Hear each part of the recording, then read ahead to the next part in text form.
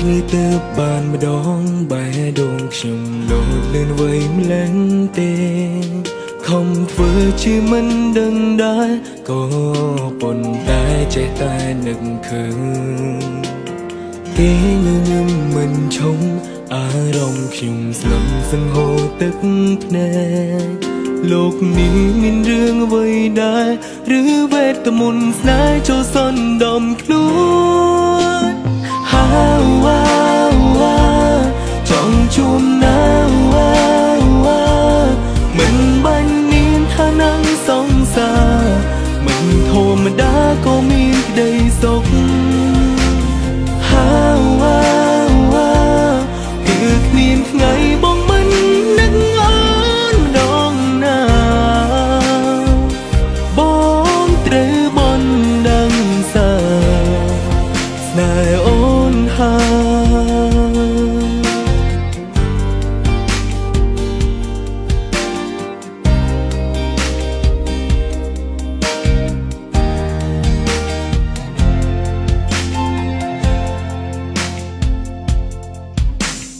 នឹងគេនឹងពេលនេះតែគ្មានវិធីជួបគ្នានោះទេ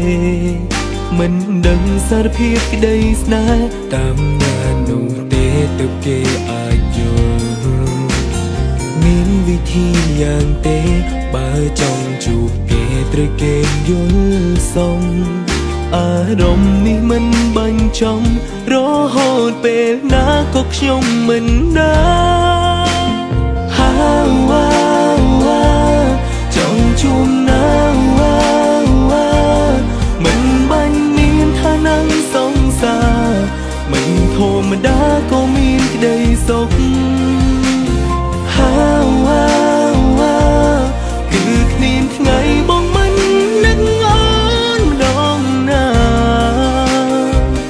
បងត្រូវបនដឹងសាស្នេហ៍អូន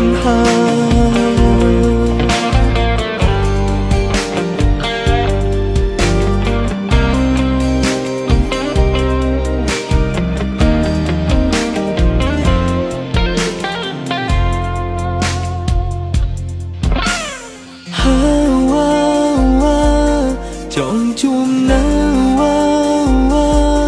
មិនបាញ់មានឋានៈសង្សារមិនធម្មតាក៏មានក្តីសុខគឺគ្មានថ្ងៃបង